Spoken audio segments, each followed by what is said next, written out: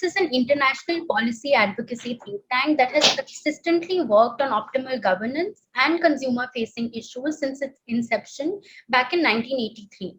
Taking our mandate forward, we are gathered here today to unpack regulatory developments in the non-personal data landscape, also discuss and revisit the non-personal data debates that have ensued, and deliberate on the way forward for non-personal data governance.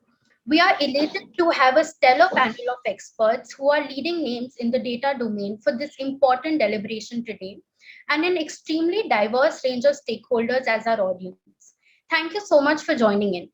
The flow of the webinar will be as such. We'll start with opening remarks and launch of the CUTS report titled NPD 2.0. This will be followed by a short presentation on the report, after which we will have the panel discussion and Q&A session. In the end, we will present a few key points of discussion in the closing remarks. Before we dive into today's invigorating session, just a few housekeeping announcements. The first is that this event is being recorded. The video will be uploaded subsequently on our YouTube channel. We encourage all participants to ask questions. Please feel free to direct them to our team, that is Amol, Siddharth, and me. We shall try to club questions together and post them to the panel on the go. Thirdly, we request the audience to keep themselves muted throughout the session, and speakers are encouraged to keep their videos on. Without further ado, I'd like to invite Mr. Pradeep Mehta, the founder and Secretary General of CUTS International, to deliver the opening remarks. Over to you, sir. Thank you, Vidushi, and let me join Vidushi in welcoming you all to this webinar. What I'm going to speak about is certain facts, the stylized facts, but it's still important to reiterate it for record. I mean, India is one of the fastest growing data generating nations in the world, with over 700 million internet users and over 400 million smartphone users. Together, they generate over 150 exabytes of data annually. That's a huge amount, humongous amount. In his recent address at the BRICS Business Forum, Honorable Prime Minister Modi pointed out that India's digital economy is expected to be worth $1 trillion by 2025. We are setting new records in data consumption and are among those countries where data is the cheapest. There are more than 100 unicorns in over 70,000 startups in India, and their number continues to grow. It's counting. Moreover, 5,000 patents are being filed every month. The government e-marketplace portal has over 50 lakh sellers. 12 to 15 lakh Indians are booking tickets online. Drones are being used to sprinkle fertilizers, and digital mapping of property in villages is underway. This kind of digital transformation and data usage has never been witnessed anywhere in the world. While phenomenal, these developments are happening amidst absence of robust personal data protection law and infrastructure challenges. Misinformation and problematic content on the internet is spreading like wildfire. Exclusion, cyber breaches, and privacy violation risks have increased manifold, and concerns around data misuse and surveillance have also heightened. The digital economy needs to work for all, particularly the most vulnerable. While ensuring an enabling environment for it to grow, all stakeholders need to come together to deliberate on the problems and discuss possible solutions in good faith. We will not have an inclusive developed digital economy in an environment of mistrust and suspicion. Government, industry, and civil society will need to lose their inhibitions and adopt a collaborative approach instead of an adversarial one. The element of opacity and surprise in policy making needs to be done away with. For instance, the inclusion of non-personal data in the Personal Data Protection Bill came as a surprise to most stakeholders and happened without much deliberations. Not much is known about the current status of the Data Protection Bill. Since then, the government has issued multiple sector-specific and cross-sectoral policy drafts to leverage the potential of data economy. These cover critical sectors like agriculture, health, finance, and provide for data sharing amongst government departments and between government and the industry. Such policies often deal with personal and non-personal data without necessarily acknowledging the complexities or sensitivities involved, and without building adequate ring fence around their misuse. Such approach needs to be avoided. The government should clearly lay down its objectives, problems it aims to solve, and possible approaches it is considering. It must also take into account state capacity and implementability of its proposals. This is a very serious matter. Quite often, government comes out with policy when it doesn't have the kind of capacity to implement it, and therefore, it's like they act more like cliffhangers. The private sector, on its part, clean must come clean to highlight efforts it is making to address the issues identified and areas in which it can do better. Such co-regulatory approach should be the optimal way forward to get data governance 2.0 right. At Kutch, we have done a lot of evidence-based research around data governance, including on non-personal data. Our latest report on non-personal data governance 2.0 is being launched today.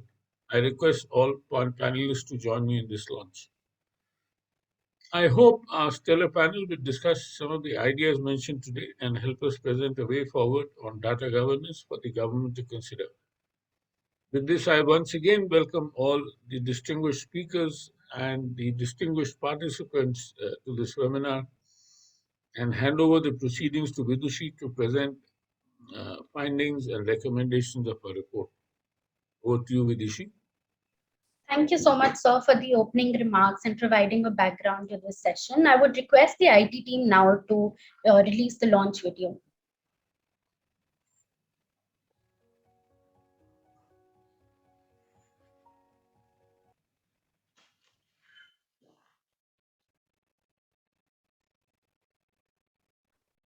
Thank you so much. Now moving on to the presentation of the report. I hope my screen is visible to everybody.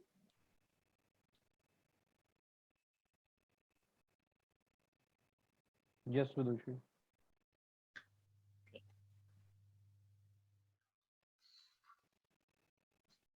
So this presentation is primarily divided into three components. The first segment aims to provide a background and context to why we really conducted the study. The second deals with the methodology and the process flow of this research-based study. And third are a few key takeaways and findings, as well as recommendations for the way forward that we deliberated upon.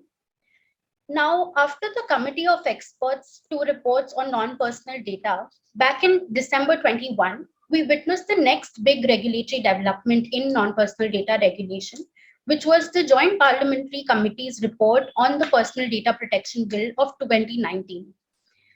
This asked to widen the ambit of the PDPB to include aspects of NPD. A few key proposed changes in this regard included renaming the bill from PDPB to DPB 21, which is the Data Protection Bill of 21, empowering the Government of India to frame rules on non-personal data, and provision for criminal liability in cases of re-identification of non-personal data.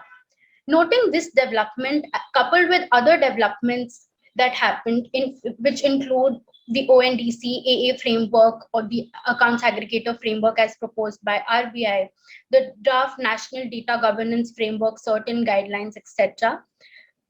We decided to start questioning the seemingly shifting goalposts of data regulation in India from privacy to realizing the economic value of data. With this background, we decided to launch the second phase of a research-based study on NPD.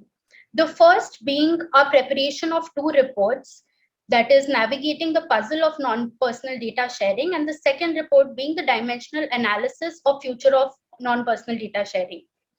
With this background, we started working on the launch of the report titled NPD 2.0. So as regards the process flow for our project, we started with comprehensive literature review as part of our desk research. Then we wrote extensively for one-on-one consultations with a range of stakeholders and received comprehensive feedback from both domestic as well as international experts working in the data domain.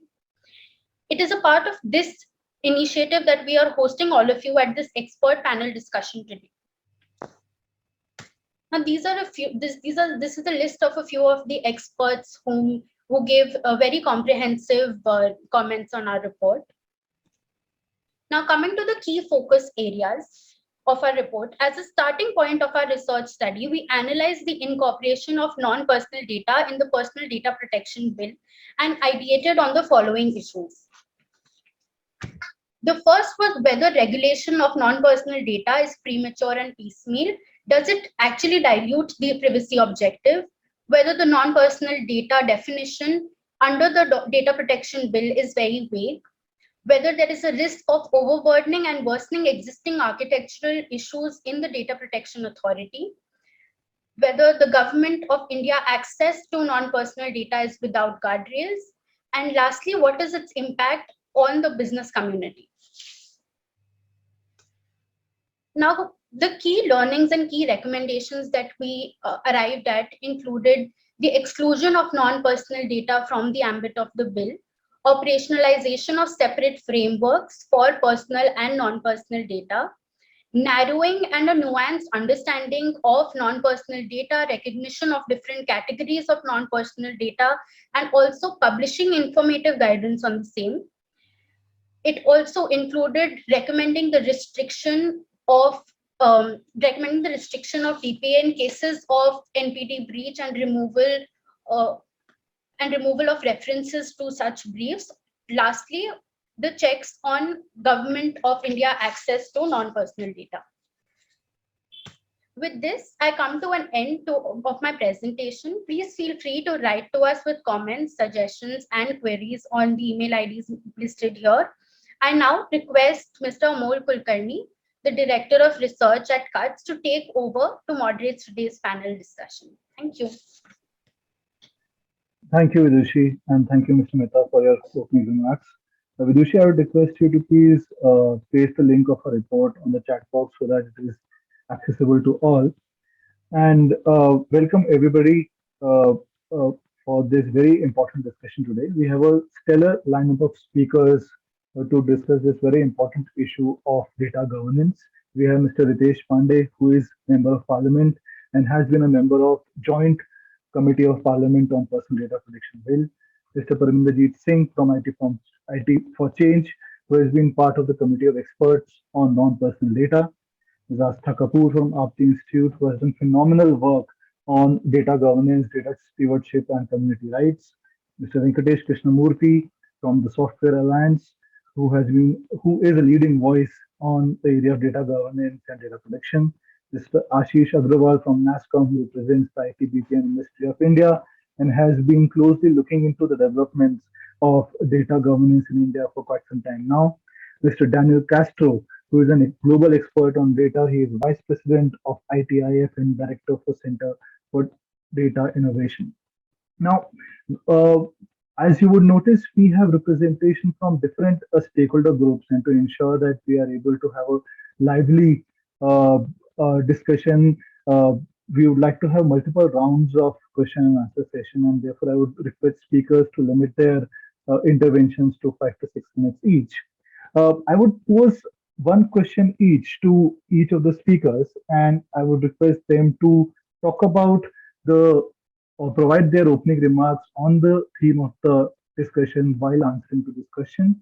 And once we have covered all the speakers, hopefully we'll have more questions to discuss, and would request audience to feel free to pose questions to the speakers so that I can take them up in the subsequent rounds. Before going into the panel discussion, in addition to what Mr. Mehta and Vidushi said, I think just setting the context a little bit more clarity is need of the hour. So in past 7 to 8 months, what we have seen is starting with the JPC report on personal data protection bill, which incorporated non-personal data into the bill, expanding its scope. We have also seen a lot of sector-specific policies. Now, does that mean uh, that the government is sidestepping the need for a robust legislative framework in favor of executive directions, which cover both personal and non-personal data, including data sharing, is something that we would like to debate today. In addition to that, we are seeing a lot of private sector movement in terms of data sharing, particularly on non-personal data. PhonePe had released its report, PhonePe Pulse, and it's sharing data. Uber has Uber Movement, and Google Maps is not hidden from by any way by anyone. In addition to that, government is also trying to put its house in order. It has released National Data Governance Framework Policy, which tries to take a whole of government approach and ensure data sharing within the government. Also, National Data Analytics Platform has been released, which is sort of an open data initiative by the government. At global level, also we are seeing a lot of policy and practice level developments. We have Data Governance Act and the Data Act, which talk about data sharing, including of non-personal data. We also have initiatives like uh, GAIAX and inspectors, which are private sector initiatives to promote data sharing. With these global and local policy and practice developments around data governance and data sharing, what we hope to achieve from this discussion is to design optimal way forward of how non-personal data governance in India should look like. And with this, I would like to first reach out to Mr. Pandey. So you have been part of the Joint Parliamentary Committee on Personal Data Protection Bill. Uh, According to you, what should come first? Should we have a robust personal data protection bill first and then talk about governance or rules around non-personal data? And do you see any concerns with respect to the provisions in the in the data protection bill regarding access uh, regarding access of non-personal data by the government and direct and government's powers to direct data fiduciaries to provide its to provide non-personal data for several reasons which are mentioned in the bill. Over to you, sir.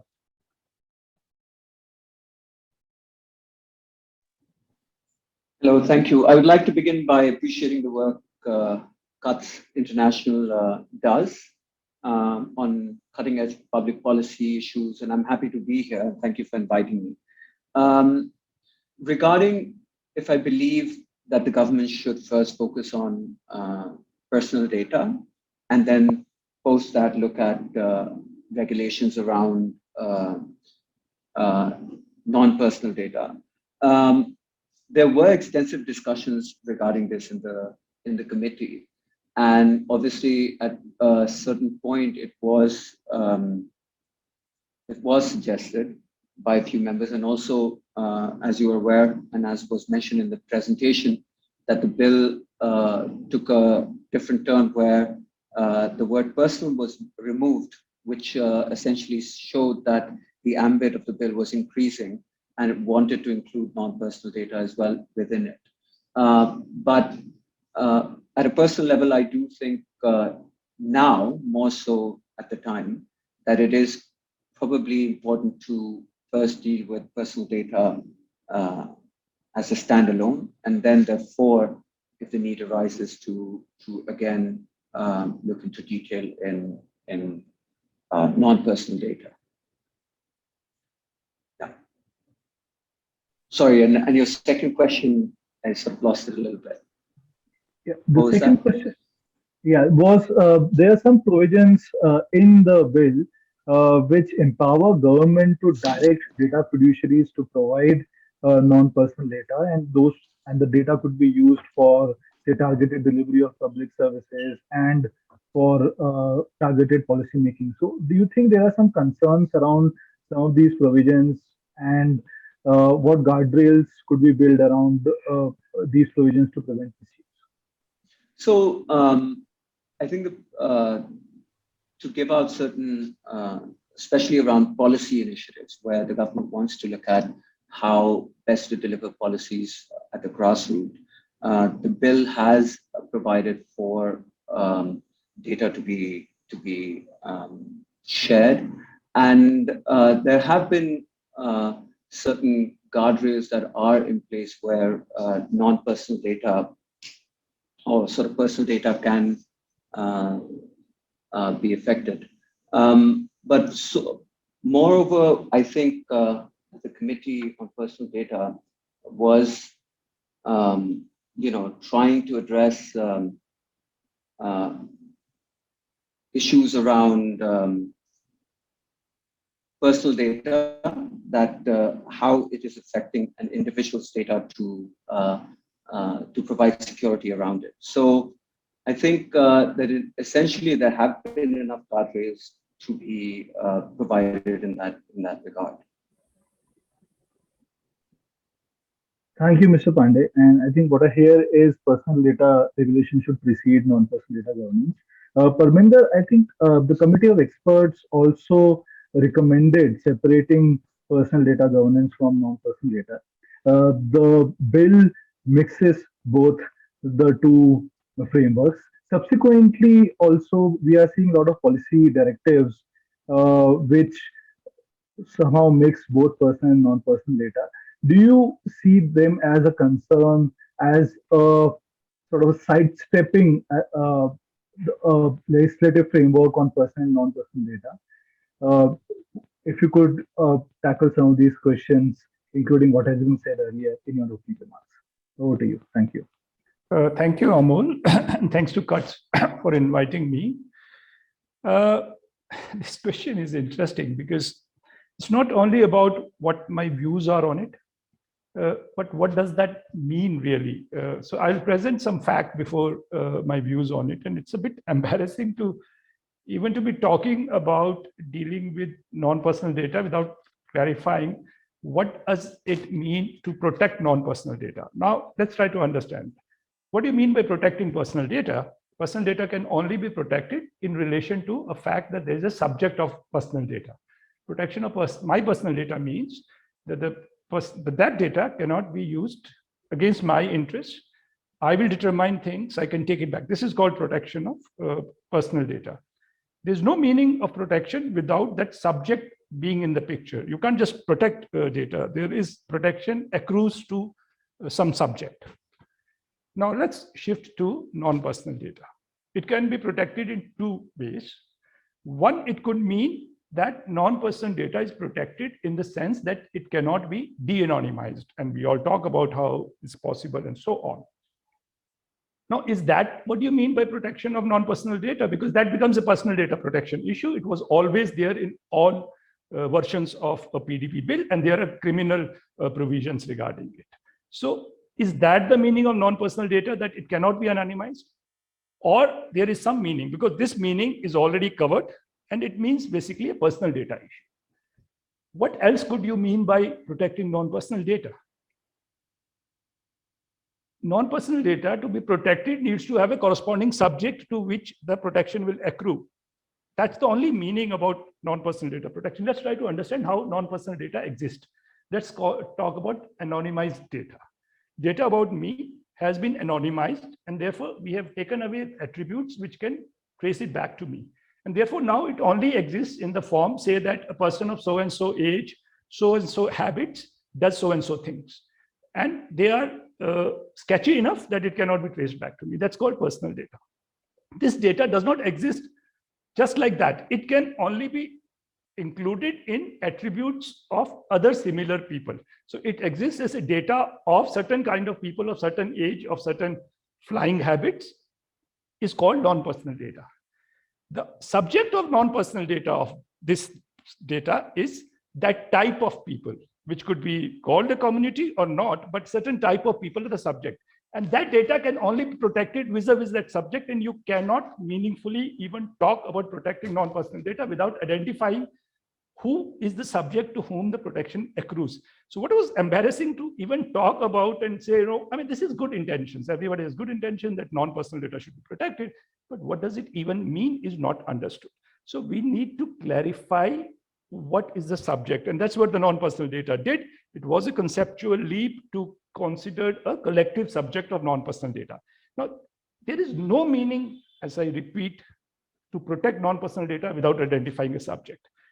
Well, there is an individual subject, there is a collective subject, and there is sometimes an in-between commercial subject. For example, there may be a shopkeeper whose data can be considered individual, or it could be commercial, which is slightly different. For example, the Digital Markets Act gives protection to shopkeepers' data or entities' data. That's the third kind of data, but largely individual, collective, and perhaps a commercial entity could be a subject.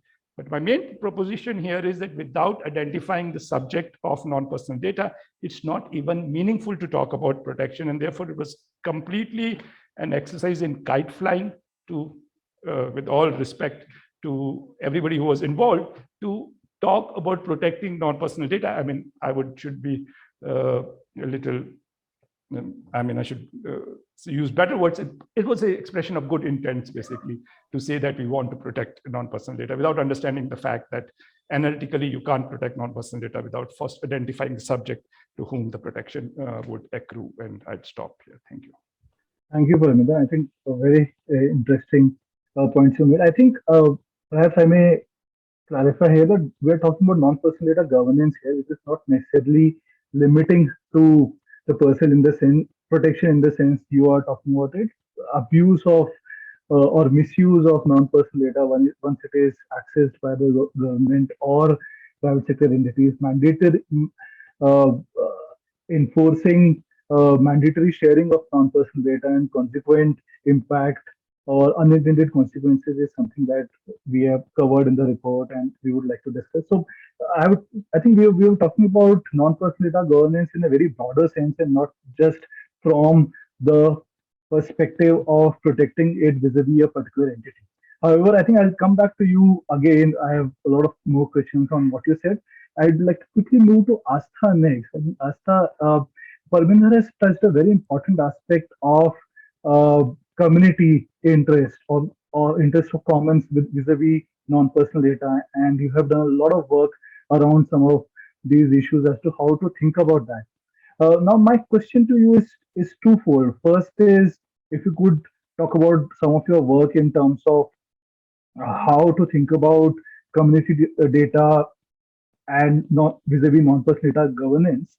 Secondly, are we there yet in terms of creating frameworks of non-personal data? Or first, we should have good experience of personal data protection, see how the frameworks are operationalized, and then think about non-personal data governance. Over to you, Asta. Thank you. Thanks, Amol, for having me here, and also congratulations on the report. I'll answer your second question first on are we there yet? I think that, our quest for data protection has been a long one, and for all of us who've been working on it, and every parliament section, we session we're like, will it happen now? Will it happen now?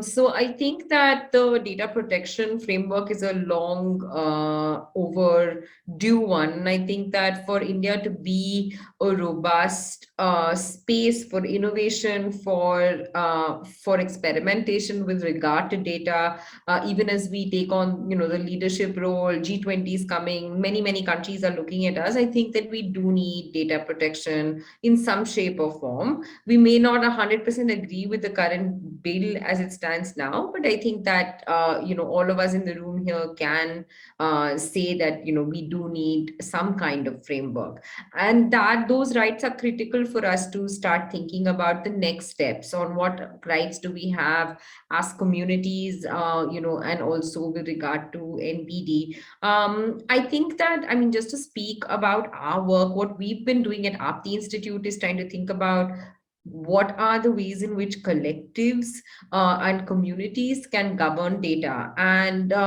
there's a lot of conversation and around about this, particularly out of Europe, because the conversation on data trust is very much live, though it's been proved increasingly that data trust as a model need much more for them to be a reality. But there are other models such as cooperatives, collaboratives. You can even structure certain kinds of contracts that basically the idea is that communities should be able to draw value from the data that is generated by them, but as well as about them, because it's not just the data. I mean, and the NPD committee report does talk a lot about the relational value of data. What needs to happen is we need to think more critically about data as not just a commons resource, but a community resource. And communities need to be empowered to extract value as well as prevent harm. And again, this is the language of the NPD committee report, which we've been big fans of, because I think that putting down the rights of a community with regard to data is extremely cutting edge. However, beyond that, how do we make that real is a question that we've talked about multiple times over the last couple of years. I think that there's a lot of work that needs to happen on the ground to sensitize people with regard to their data rights, and we're doing some of this work with existing institutions such as cooperatives that are used to taking decisions together, that are building shared experiences with regard to their data lives. And we're trying to see if there's a possibility of bringing all of that together and having people come together on data decisions. But much like individual data rights, I think community data rights also have a long journey of people being sensitized, understanding the value of data. One of the questions we've been trying to answer, and it's a difficult one, which is that what are the incentives for people to sign on to any kind of collective decision making with regard to data? There are very problematic solutions such as data monetization, which are also being suggested, that if a collective realizes that their data has monetary value, then they'll be more incentivized. But I think those are slightly perverse incentives that we need to think much more. And this government is repeatedly coming back to questions of monetization that we should all be made aware of. So I think that the NPD committee, when it talks about community data rights, is the correct starting point. However, I think that we need to do much more than to even put it in policy. I think we need to spend this. I've been screaming myself hoarse for a while to say that we need to put money where our mouth is and start to experiment with some of this. In the UK, out of the Data Trust Initiative, there is some funding that has gone to 3 data trusts to figure out what that is. And I was just on a call with them, and you realize that the effort on the ground to work with people and help them understand the value of data and why they should decide collectively on it, that's a year's worth of work already. So it's all well and good to suggest some of this in policy documents, and that's critical. That top-down approach is critical, but I think we as a community need to do much more on the ground. And Amol, to your question, I think we do need these very forward-looking policy documents, but they need to be supplemented much more. Thank you very much, Asta. I think work on the ground is absolutely needed to supplement what has been said in the policy. And we have clearly laid out the need for a community-driven, community-empowering approach when it comes to non-personal data, leveraging of non-personal data. I'd like to move to Daniel now. Daniel, we have heard what Parminder and Asta had to say, and also they have touched upon global developments in data sharing, including Data Act, Data Governance Act, and some of the private sector initiatives which are happening. If you could throw some light on what are you seeing from a global expert in terms of what is happening in data governance, particularly governance of non-personal data, and is there something which India can learn from the world, and world can learn from India? I think it would be great to hear your thoughts. Over to you, Daniel. Well, thank you. Thank you so much for the invitation to be here today and your report. I've already been leafing through it. It's excellent. Yeah, so I think a few things. I mean, first, I agree wholeheartedly with Vidishu's recommendation that we need to separate out non-personal data from personal data. The priority around the world right now is around personal data protection. And in both cases, the goal should be to maximize use of data, maximize the economic value of data, but only personal data needs those exceptional protections to respect personal privacy and data rights, such as data portability to empower the consumer. For non-personal data, I think the question is more around access rights. So if you think about connected devices, the Internet of Things, you have a device owner and a device maker, who can use that data? I think that's where non-personal data rights, there are interesting debates there. And I think that's where a lot of, some of the European policy is starting to think about in the future, how are we going to delineate who gets access to this data? But second, I think the goal should really be to address market failures. So, we are seeing, proposals and initiatives, like open data for government data, open banking, RBI's account aggregator framework for financial data, that type of open banking framework is very useful. I think that's a great thing to see, and we're seeing that come out of the UK, in the United States, we're seeing this. Australia, a lot of countries are pursuing open financial data. Open energy data is another area where we're seeing a lot of sector-specific initiatives to increase data access and innovation. But I think one of the key points here is that as governments and as policymakers are addressing some of these market failures, it's important that they don't create new market barriers, for example, by prohibiting data flows outside the country. So I think there's a balance here to be struck. The third area is around leveraging opportunities for government to spur data-driven innovation, especially when it's using maybe some soft law approaches rather than hard law. So not just regulating these different sectors, but also convening industry groups, organizing data sharing partnerships, and really shifting companies so that they're no longer competing based on whether they have access to data, and now they're competing based on what they do with that data. So it's a real shift in the kind of economic thinking and approach the countries are doing.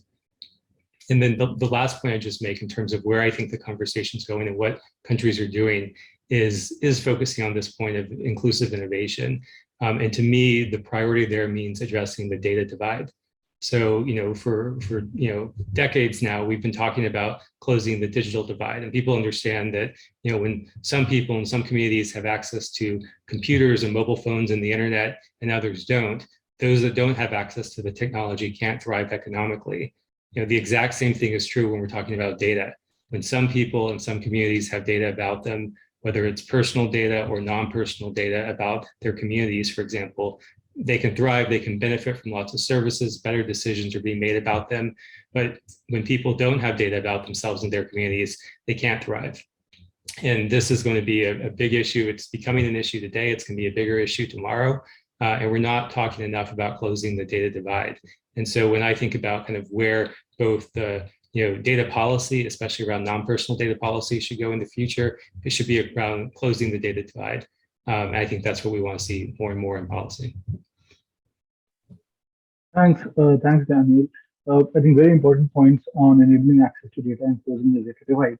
Ashish, one of the objectives of data governance approach which has been taken by the government is to enable access to data for startups and ensuring that they have adequate data for innovation and R&D and so on and so forth. But do you think that the current approach through which government is trying to enable access, particularly through mandatory sharing, etc., is the right approach? Are there any risks in this approach?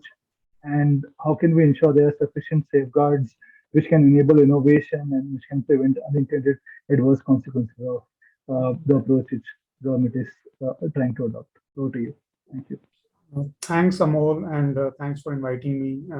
A lot of opening comments already made, and I think good points coming through there, so I'll not repeat them, but just a couple of points which I want to underline.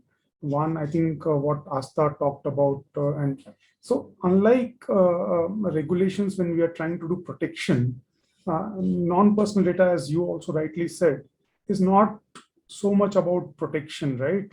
And this calls for much harder work in terms of ecosystem enablement and doing all that, which cannot be, I mean, it would have been nice if it could be, but it cannot be just ordained by writing a policy or a law. And that's the difficult thing about it. We have seen it through some mixed success we have had with the NDSAP and so on and so forth going forward. So I think there is a whole amount of work that needs to be done to unlock the potential for innovation or empowering citizens and all of that. And therefore, it's an important topic where there is a role for the government, but is that role, can it be served by a kind of from a regulatory hat? I think that can only do a little bit, and we need to do, and that can be an enabling framework, and that's how that needs to be positioned. And then there is a lot more. So even getting the incentives right, not only from a private sector perspective, but even from a government perspective. Why should the state governments and the central governments and the statutory authorities make sure that all the data that should be available publicly is available in an updated manner and all of that? What's the incentive really? So again, just mandating it could have some impact, but I think it needs to be aligned in all of that, right? So I think given the entire focus, a large focus is on enablement of innovation and empowering citizens and all of that. Therefore, a mandatory approach is only going to be that much useful as a starting point. I think that's one. And second, it's much more than just thinking of raw data and all of that, right? There is a lot of processed data or information, which again can be very useful when we talk about digitization in general, or even citizen services, or even just the e-governance initiatives. So I think non-personal data covers all of that. And as far as the protection part is concerned, I think to some extent there is a need for a comprehensive cybersecurity framework, which is where I think somewhere when now the data protection bill deals with data breaches, it steps away from the domain of personal data and probably steps into the domain of cybersecurity, and therefore just doesn't appear to be the right instrument to deal with it, and which should, in our view, be dealt more squarely under the amendment to the IT Act, which are hopefully also under consideration. So I think mandating sharing of data will have very suboptimal or short-term, maybe uncertainty and that kind of messaging, and not necessarily achieve the end objective. So that's the point on that. And I think overall, when you think of regulating data per se, I think on personal data, we can say that, okay, we are making haste slowly. I mean, given that so much time has passed, and now we are at a stage, hopefully let's get it into an implementation mode, and we should probably see that, we are hoping to see that sometime this year, we'll get to some progress there. But as far as non-personal data is concerned, I think what Mr. Mehta also called out in the very beginning, the discussions, I think they need to happen a little more. It will be good to see, for example, the expert committee's final report being released by government MeitY for discussion, or just generally for public knowledge as to what is that. But I think one area where I would give credit to the government thinking itself, if you read the latest draft of the National Data Governance Framework, I see, and you can correct me if I'm wrong, I see a trend where it is moving away from, at least from a private sector perspective, from mandating to more enabling. So clearly that is there. And we are hoping that after a lot of effort and advocacy which has happened, and government has giving credit to them that they've actually listened to all the stakeholders, I'm hoping that we will see that the law on personal data protection will squarely, or at least substantially, if not entirely, focus on personal data protection. So I'll stop here, Amol. Thanks. Thank you so much, Ashish, as always, quite comprehensive and to the point. So personal data, the bill should focus on personal data. In addition to policy level inscriptions, there is a lot of work to be, which is required on the ground. On that note, I would like to come to Venki. Venki, a lot of private sector initiatives have also been taken in terms of data sharing. And there have been concerns about mandating data sharing or unintended consequences on select stakeholder groups like data processors. So if you could talk a little bit about what are you seeing in terms of what are the private sector initiatives in terms of data sharing? What is the level of maturity they have reached? And do we also need to unpack the data fiduciaries, treat data processors separately, or treat some kind of data fiduciaries separately to others? And is there a need for a more nuanced approach to data governance when it comes to non-personal data? Over to you to deal with some of these questions. Thank you. Yeah, thanks, Amol. Firstly, thanks to Cuts for putting this together. I just quickly skimmed through the report. So thank you for releasing the second version. The first version itself was quite good, and so I'm looking forward to reading that. Thanks to the fellow panelists for joining me here. So, and more importantly, thanks for all of the others who've tuned in just to listen to us. So a couple of points before I come directly to your question, Amol. So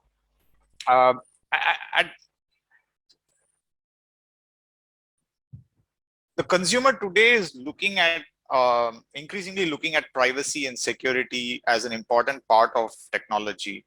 I've been here for 5 years at BSA, and there's been a steady increase in discussions around privacy and security at a consumer level. I mean, of course, we are having these meaningful discussions in Delhi and in policy capitals across the world as PSA, but increasingly there are incidences which are prompting consumer to ask for this baked into the products that they use. So that's a good starting point for me to understand where are the consumers coming from, what do they want currently, and currently the need for privacy and security given the transformation that we have seen during COVID.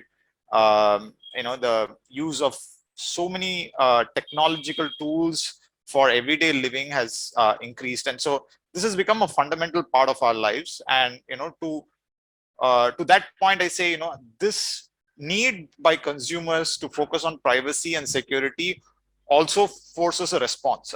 What's that response? The response is governments across the world and including private sector participating in those discussions should be looking at privacy and security policies to be up and running as quickly as we can look at.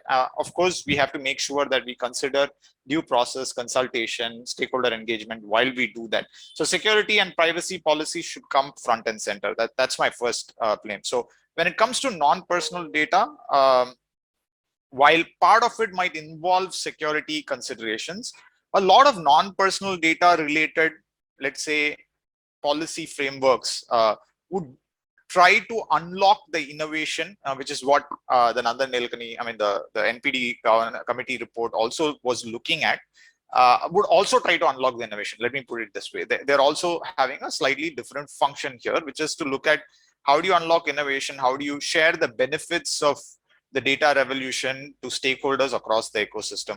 So these are the two aspects of the NPD piece which we need to look at, right? So the reason why I mentioned that is, as some speakers, Asta, I think, and also Parminder pointed out, that we need first clarity, and also how do we look at some of these new concepts as they develop. I think those are things that we need to understand as we look at any NPD related governance framework. So I look forward to the committee's latest report coming in, and hopefully we can comment on it. Specifically, to come to your point on data processors. So thank you. I saw that in the report. So as BSA, we represent a lot of the data processor. We represent the data processor, the enterprise software, the cloud service providers. The requirements of the tech industry are different. There are different players in the ecosystem. We represent a particular kind of technology companies who are largely working with companies who collect data from consumers, right? So there are businesses that collect data from consumers as controllers or a consumer facing businesses, and then there are companies who do work on their behalf, and BSA represents them. So one of the challenge that we have been facing, and this was addressed successfully quite in the NPD committee report, the version 1, was to say that as processors, we would not have access to that data. While we do process them on behalf of our consumers or data controllers, it would not be possible for us to even voluntarily share the data that we have because of contractual obligations and commitments that we have with our customers. So this is another challenge to understand, right? And governments are looking at even mandatory data sharing, which we caution against, that we would not be in a position to share that data because that data is not owned by the data processors. So I think that is, I was happy to see that's being reflected in the report. So that's been a big challenge. Now, final question that you asked, how are companies looking at it? I mean, companies definitely want to unlock this piece. And so to that point, I would definitely congratulate the government of India for publishing so the second version of the national data governance policy. We see good aspects of it. It also addresses a little bit of the privacy and security concerns that are flagged earlier. So I think this is a good step from the government, because government needs to be promoting data sharing within. And as private companies, there are a few challenges which you are facing. I'll come to that in further remarks. But the main thing that companies are trying to do is unlock innovation, share data sets that they have within themselves so they can promote downstream and upstream companies, purely because their products and services would get better if there are an ecosystem of products that consumers can use. And that's where I'm coming from, that's saying that this is a good and necessary movement in the non-personal data governance policy, but it might be too soon to be jumping into some sort of a hardwired regulation. Thanks, Venki. Thank you for your very valuable comments. I must say that we are receiving a lot of questions for the panelists, and I will try to use the second round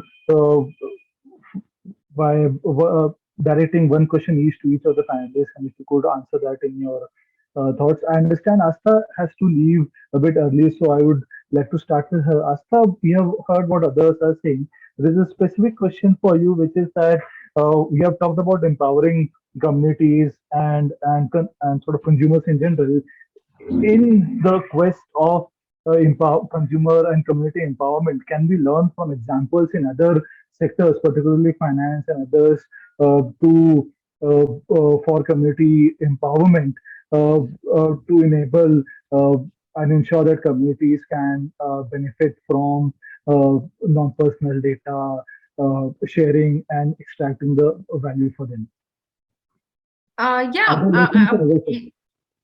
Perfect. No, apologies, I have to drop off a little bit earlier, but thank you for that question. I think that this example of communities coming together and sharing data and extracting value, we are starting to see some examples of that, and there are examples even in the report which have been helpfully put together.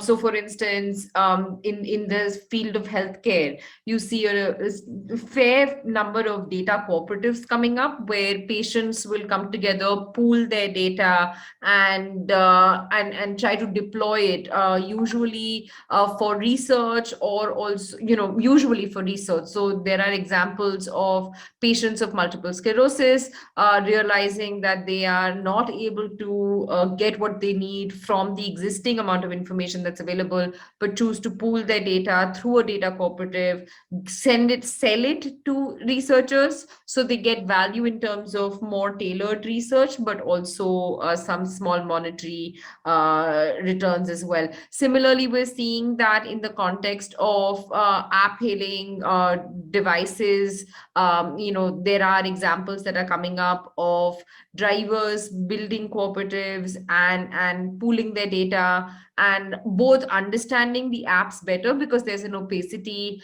with regard to the use of, say, Uber, Ola, Grab, Lyft, whatever you may.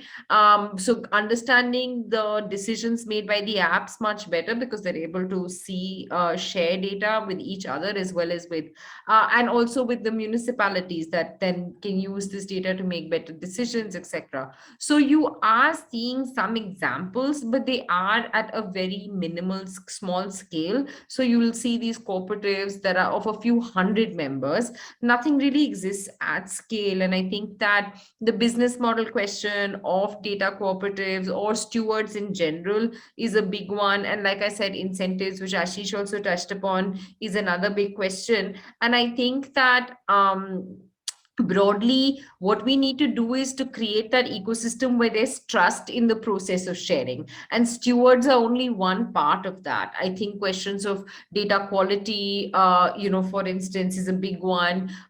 With the use of data, what is it deployed for is another one, and creating these mechanisms of trust like stewards is something that can help facilitate the use of NPD much, much more.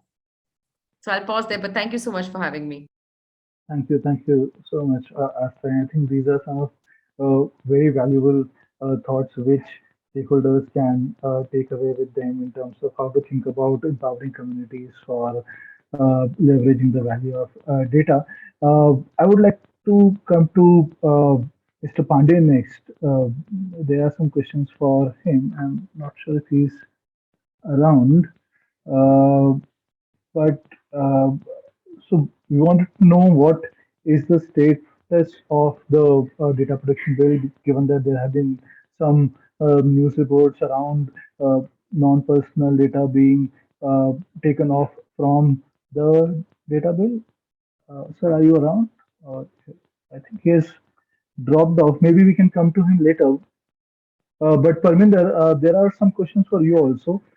First, obviously, is if you could talk about the status of the report. Is it going to be public? Are you aware the third report of committee of experts? And there have been a lot of points about how to sort of ensure real-time or on-ground implementation of the suggestions that were made by the committee of experts. So, is there something that you are seeing on ground in terms of implementation of the suggestions? And I think there's one last question which is there for you in terms of governing mixed data sets, given that I think the committee of experts talked about providing precedence to the personal data bill, and there was some confusion with respect to how to govern mixed data sets. So if you could tackle these questions in your remarks. Thank you. Thank you, Amol. First, the status of the report is that I am dying to share it with you, but I can't share it with you. That's the status for many months. Ashish knows how many reams and reams of emails we wrote and discussed and distilled, and all that work we are very, very eager to share with you. I'm happy that someday it will be shared with you. That's where we are. So that's the status. Second question was, before I come to the second question, I think I'll go back to the conceptual issues, and I think they still need clarity. Amol also responded to my question. I still hold that you can't have protection without a subject. Cybersecurity. Now, it is possible, as Ashish was saying, that it is NPD's protection is a cybersecurity issue. Well, then we have to discuss, because in personal data, privacy is different from cybersecurity. Cybersecurity is a breach. Somebody, despite all protections, takes away data. Privacy and PDP is not about breach. There is normal, some company takes my data, and whether they can use it, whether I can take it back, etc. It's not about cybersecurity. So we know that the difference in that side. In NPD, either we can decide it is a cybersecurity issue, then it's a very different thing, that it has to need more protections, better rooms, etc. However, I still stick to it that it is a protection issue in the sense of a community of patients of a rare disease need certain community rights about something said about that particular disease type, which cannot be identified to each person. Gay communities need protections, for example, about data, which city restaurants they visit. There's just a gay community. You don't know which ones. But if that information is available, and it could be true of many communities, about which restaurants they visit more can be used to harm them in many ways, which you can think about. So there are protections, which is different from cybersecurity issue, and the protection issue would require the data subject. I am open to be given an example of what do you mean by protecting NPD without it being accruing to a certain group. It doesn't mean anything, because somebody is losing and somebody is gaining when NPD is used. It could be an enemy state, it could be a big corporation, it could be anyone, it could be opportunistic, actor. So who is losing? And you have to have a subject. That's the main thing. About the issues, what is happening on the ground, there are a lot of farmers collectives in Europe. I was talking to Europe officials day before yesterday. They have a code of conduct for sharing data, which includes NPD kind of data. They're also struggling with the question of IoT data as one kind of NPD data. And now they have a health data space regulation, which is purely an NPD mandatory sharing regulation for health data. Now, we may come to the question whether vertical sector-based regulation is enough or horizontal is needed. So I'm just saying these are the issues to discuss. Why horizontal? Where horizontal is not needed, vertical. So let me be very clear, EU has a mandatory NPD sharing draft legislation right now in the health sector. They are going to come to agriculture, I can assure you. They're going to come to education. Transport, they have partly. So this is happening, and let's put that together. Whether things are happening on the ground, these are the things happening on the ground. To the Aastha's issue, and others have said, it's never, I am an activist, I work in gender issues, on agriculture, farmers. We never do either or between policy making and things on the ground. I never heard anybody says that let's improve women's rights on the ground first before bringing in a law to defend women's rights. No, it never happens like that. Both come together. I've never heard educationist teachers saying that, oh no, let's first make schools and then get a right to education bill. Those things happen together. And they learn from each other, and then things roll ahead. And the last question, Ramol, was? Mixed data sets. So mixed data sets, yes, we have a problem, but you also realize that we cannot give escapes to those people who we need to govern. If we just say that mixed data sets are outside the purview, I have to simply do whatever I wish to do with NPD by mixing a little personal data into it and say, no, well, excuse me, I mean, this is now mixed data set, so it's outside your purview of your law.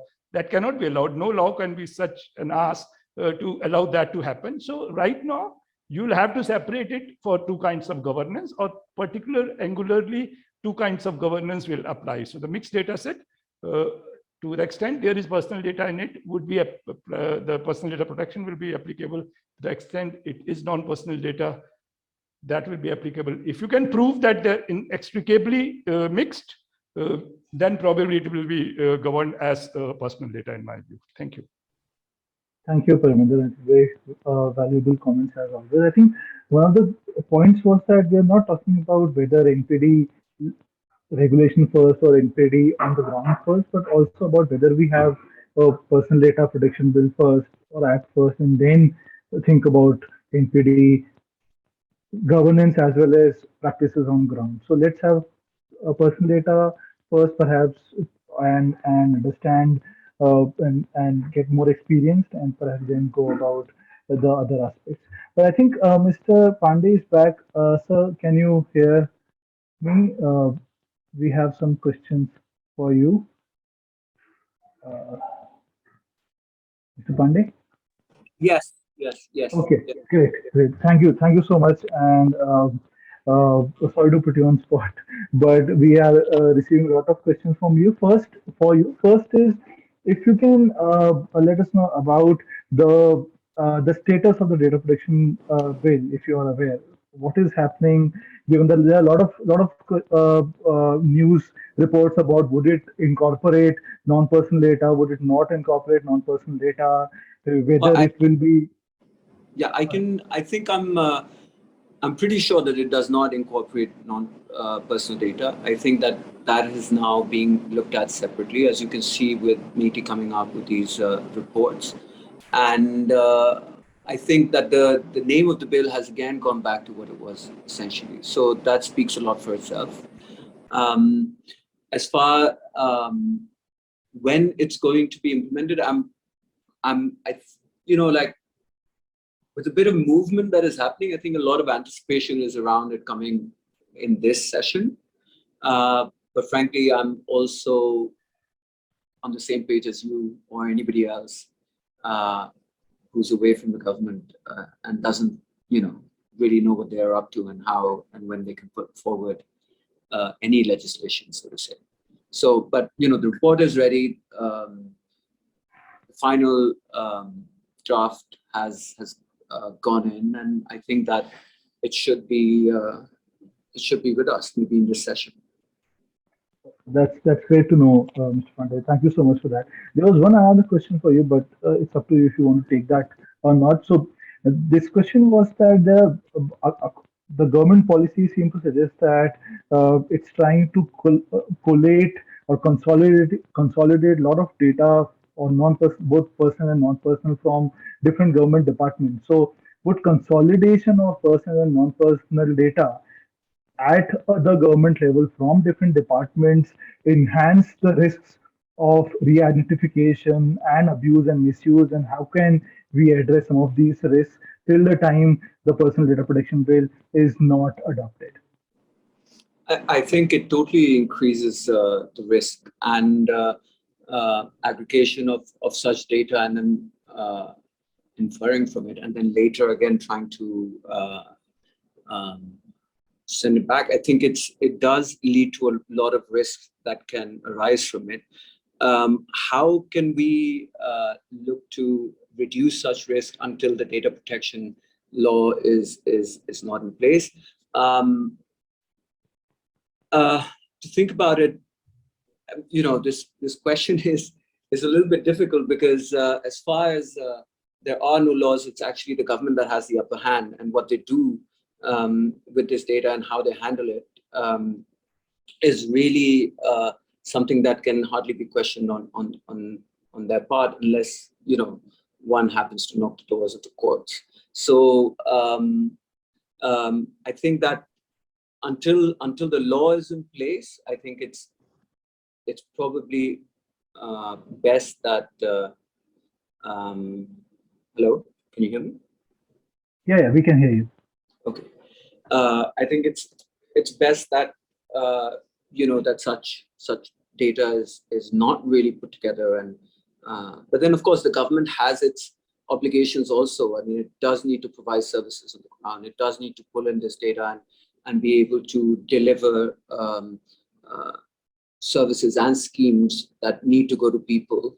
And in order to streamline those hindrances, there is need to do this. But then the safety and security of it is something that can only come into place when the law is being implemented. And that, I think, still is, we are a little bit far away from it. I think, once it's even formed, there will be the authority, and the authority has to come in. There's a formation of it. So I think it'll be a long time, at least a few years, before we see anything substantial happen in that end. Thank you so much, Mr. Pandey. Thank you for your thoughts. I'll like to go to Daniel now. Daniel, you have heard other panelists speak about developments in India and abroad also, and there is some thought of whether there should be a cross-sectoral initiative on non-personal data or sector-specific. So what are your thoughts on that? And in addition to that, there's a specific question for you which says that re-identification of non-personal data may attract criminal liability under the data protection bill. Can you throw some light on international jurisprudence in this regard, especially considering that that de-anonymization may not be 100% and such risk may never be brought down to zero? Over to you, Daniel. Thank you. Thanks for that. Yeah, two great questions. I think what we've seen is that sector-based regulation of data can be very useful.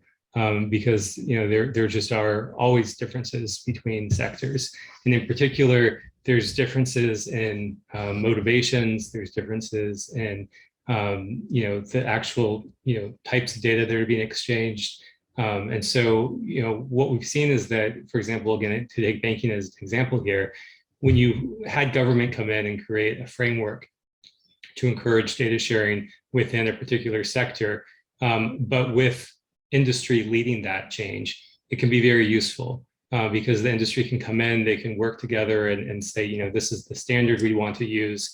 These are the key issues that we're running into, and they're not doing that on their own. Government's helping push them along. There's a reason that we're seeing these government initiatives, and industry hasn't just done this on its own.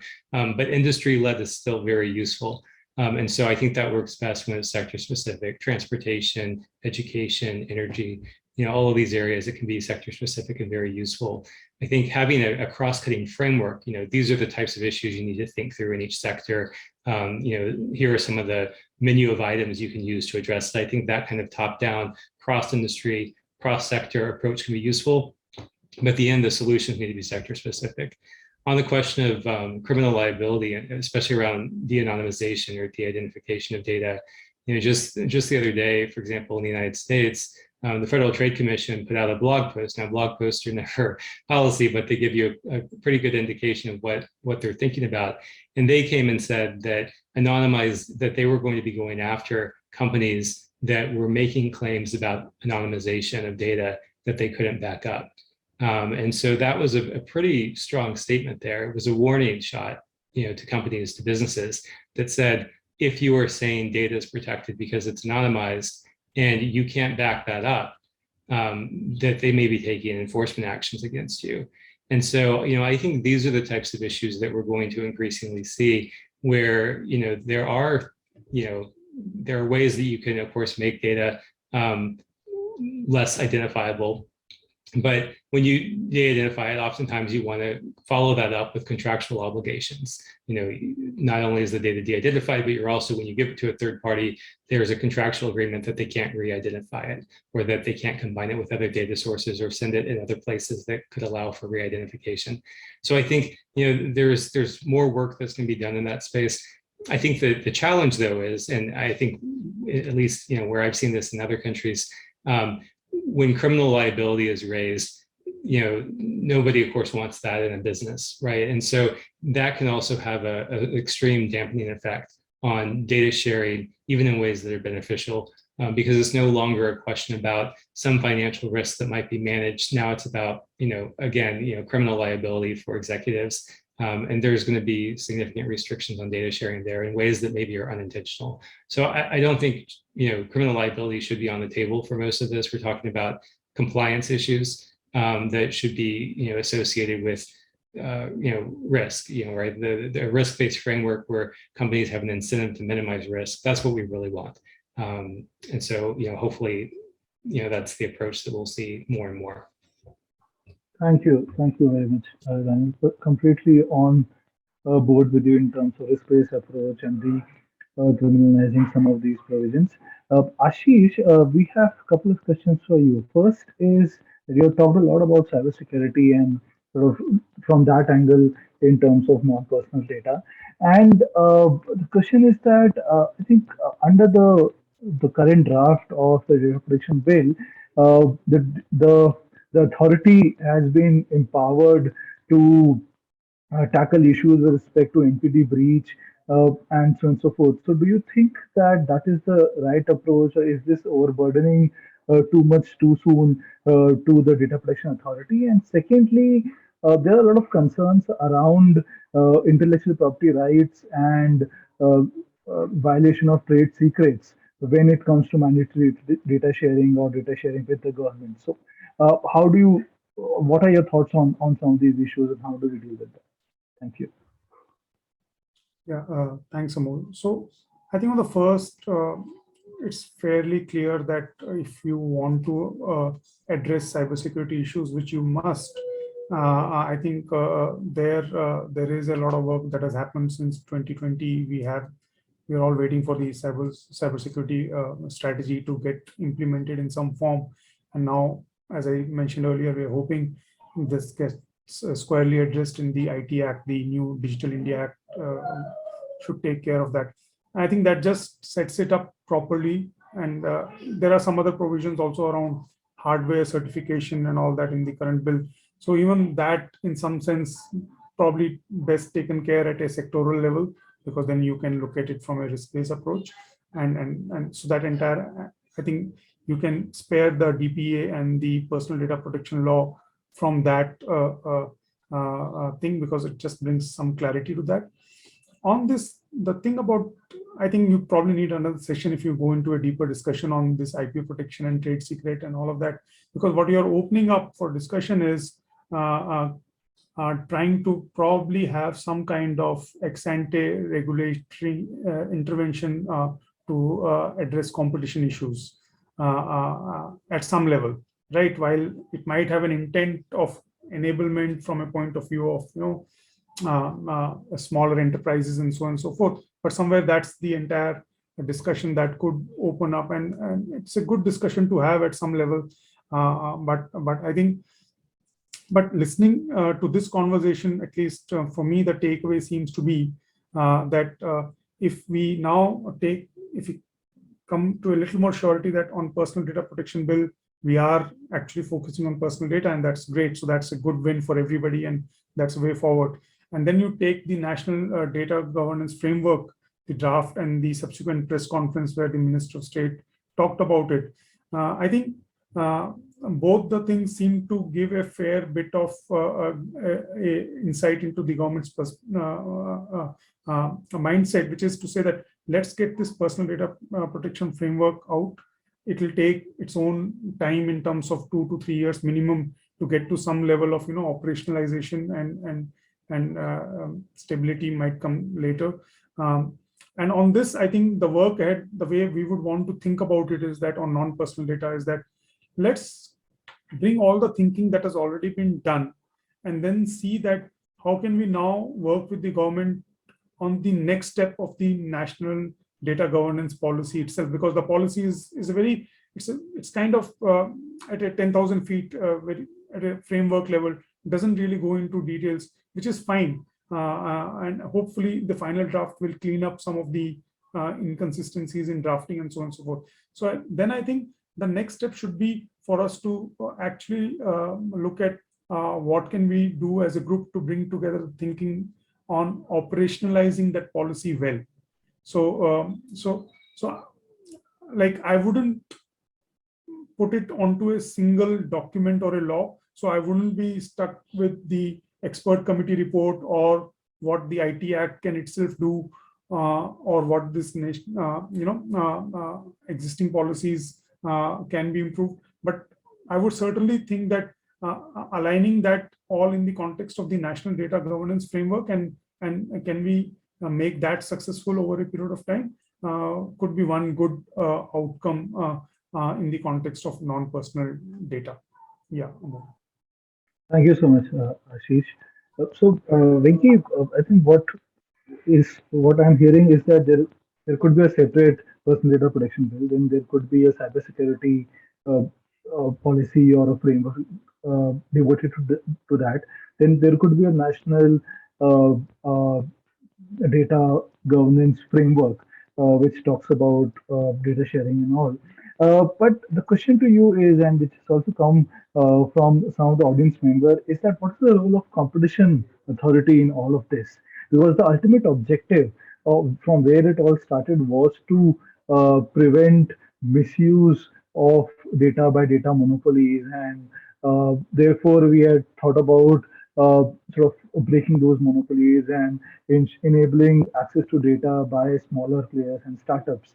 So, and globally also we are seeing a lot of empowering which is being done to the competition authority. Is there something more which we need to do in India as well? Are you seeing some developments in this regard? Thank you. Yeah, thanks, Amol. I mean, I think before we are able to move forward and solve challenges regarding competition, I think someone else mentioned this in the discussion. So there's a primary question of trust, right? I mean, making sure that trust, with especially in the context of privacy and security, that consumers, users across are able to trust the medium. We've seen, at least in the last few years, with respect to tech clash and with respect to the general sort of approach to policy making across the world. I mean, not just in India, whether it's Australia, whether it's EU, whether it's US, the focus seems to be on maintaining the balance of trust. So that seems to, so what you are talking about, I mean, this multiplicity of laws and multiplicity, in some sense, regulators, is trying to solve a problem of trust, whether it's privacy, security, and some of the data sharing mechanisms also. While they are trying to address promoting competition, they're also trying to make sure that the benefits of data, the benefits of the data innovation are being shared with across the community and across the stakeholders in the tech ecosystem and consumers. So one, I'd say, is the need to continue to focus on trust is important, because the moment you lose trust, especially with a a device or something like that, it's very tough to get it back. So that's an important challenge. And the second part that you specifically talk about competition, yes, I mean the movement towards enabling more competition in the tech ecosystem is quite. I mean it's moving quite fast. It started again in EU. So the DMA, DS. I mean there are 3-4 policies that have come up in the last 6 to 9 months that are focusing on that. The challenge over there being that you need to have to be able to develop a tech ecosystem that could then take the mantle forward in some sense, and that what our experience when we have analyzed policies across the world, restrictive policies are never able to do that. So whether it comes to restricting data flows or promoting a particular kind of it's a particular company from a nationality or something of that sort, it's increasingly challenging in the digital world to make restrictive policies because innovation is moving so fast. And if you are having restrictive policies, consumers might not like products coming out of, say, such firms. So I think to promote competition, it's far more important to be able to balance the markets in terms of making sure there is right amount of innovation and freedom with all the safety and security guaranteed to the users. Regulatory policies on competition, it's still going to be more challenging for it to enforce and come together with any meaningful ways to promote competition just yet. But I think far more can be achieved if you are able to facilitate innovation, promote more companies, and make sure that you are able to empower or give users with the products and services they want. I mean that's a far more easier solution to promoting competition and innovation. Thank you so much, Pinky. And I think consumer empowerment and providing them more options is always music to our ears from a consumer uh, advocacy point of view. Perhaps a national competition policy which can enable and put all of this in one framework is in the order. It has been pending since last 10 years or so. Perhaps it could be updated and uh, adopted. I think we are just coming close to the end of this webinar. Before we move to the closing remarks by my colleague, I would request each of the panelists to provide their wish list, parting thoughts in 1 minute each, uh, considering what has been discussed and what do they think should be the way forward in data governance 2.0 for India. Uh, Mr. Pandey, if you are here, can we start with you? Your closing remarks.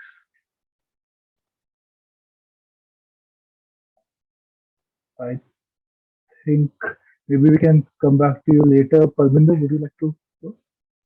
Yeah, 2 points and a great discussion. Thanks, Amol, for organizing this. One is that we need more conceptual clarity, and we need to abstract ourselves as public policy issues because things are fundamentally changing. It's not one small thing that we can do bargaining. We are looking at society-wide, rearrangements, and then we have to kind of abstract ourselves from our narrow interest to slightly go up and really see what's happening, and then come down to our narrow interest, which is everybody does, and they have to do. And what I mean to say, for example, is I was yesterday at Agriculture Ministry meeting. What has happened around farmers is very easy to say agri-tech, and I gave them the example. Take Uber. When the Uber started, they were getting 70 to 80,000 bucks.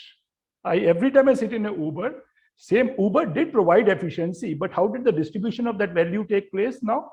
Those guys are counting the number of rupees they are able to send home and the rent they pay. All of them are. What happened? So these distributional issues are important. So the trader on Amazon, the farmer, everybody's interests are included, and those people are not a part of this debate. Industry-led looks like a very beautiful line, but why industry-led and not farmer-led is something I've never been able to understand. Why not farmer-led? Why not the trader-led who's losing? So I mean to say that it is now a new social contract kind of thinking. Let's abstract out, look at all categories, look at efficiencies, and look at distributive aspects both at the same time, and to which I must add the angle of geopolitics. There is the issue of digital colonization. It's a serious, serious thing. We have to save our national sovereignties. EU today is the biggest utterer of the world digital sovereignty. people use the word sovereignty when they're losing it largely. That's what the value becomes more important, right? So these things are happening in Europe, is happening to India also. So these are bigger questions. So let's get together and look from a larger public interest angle, these things. Thank you. Thank you very much, Parminder. I think equity and distribution issues are very, very important to look at, and we are doing separately a lot of work around that. And I would be more than happy to also continue this conversation. Mr. Pandey, if you are here, your closing thoughts, please. Yes.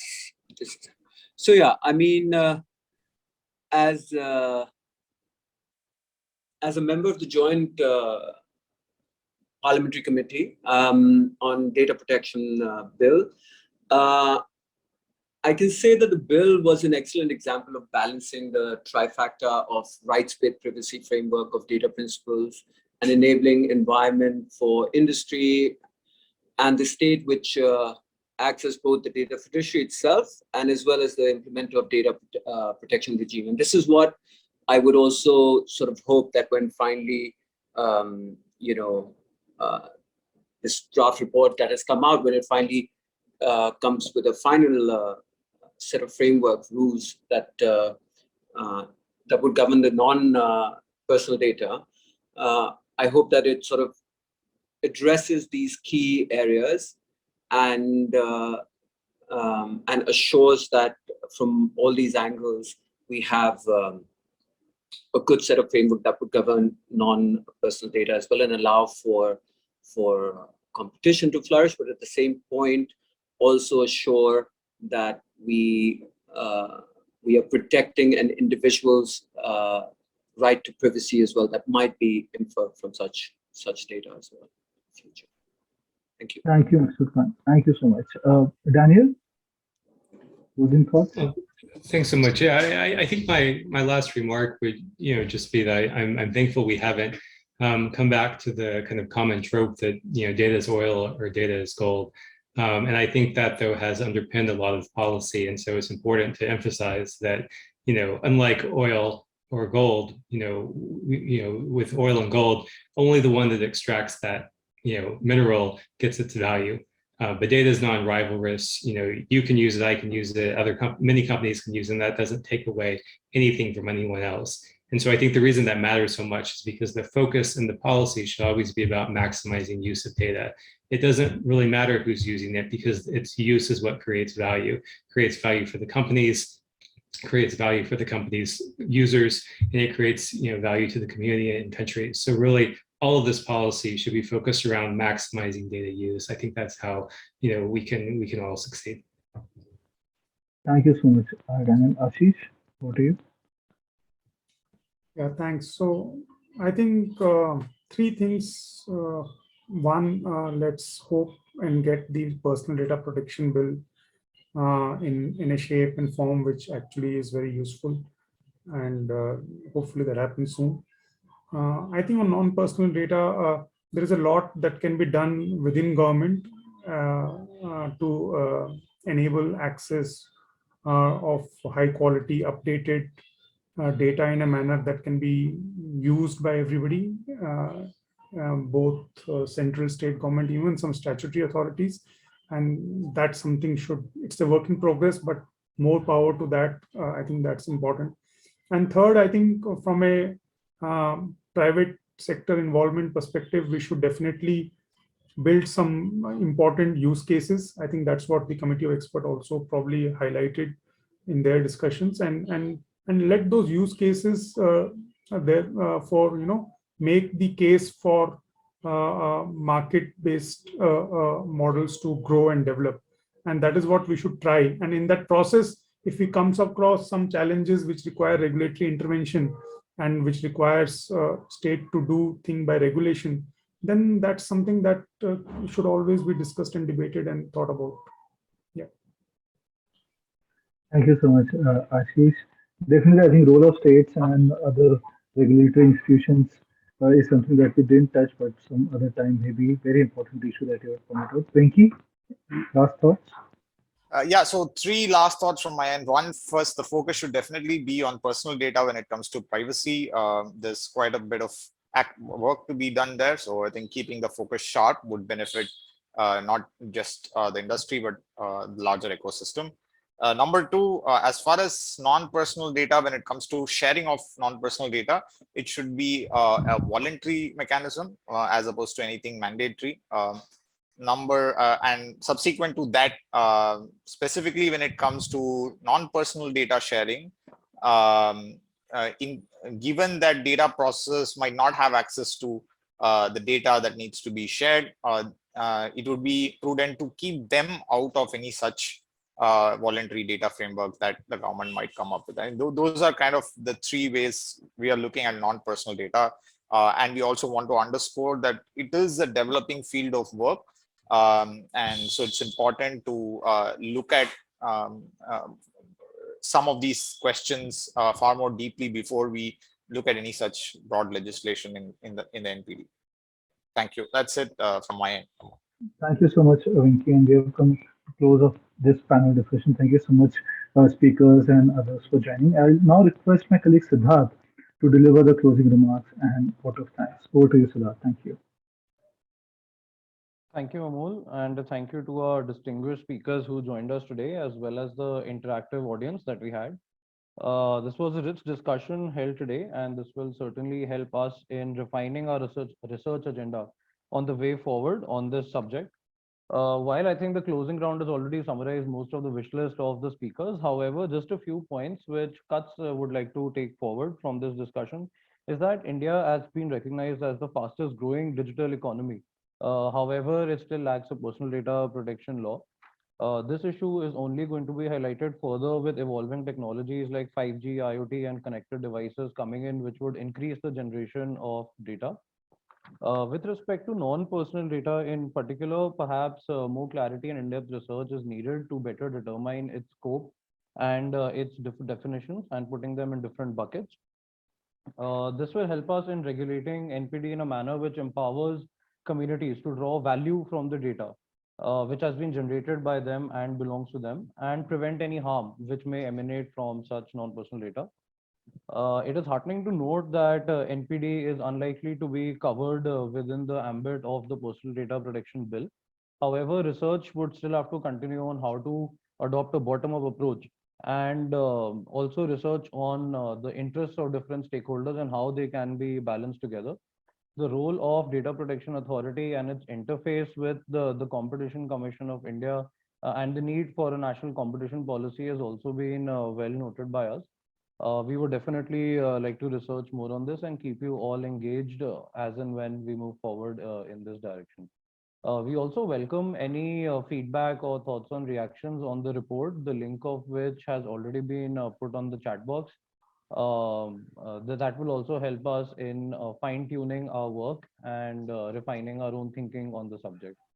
With this, I once again thank you all for joining us today. Thank you so much and enjoy your evening. Thank you. Thank you so much for joining, and hope to work with you and engage with you soon and more. Thank you so much. Bye.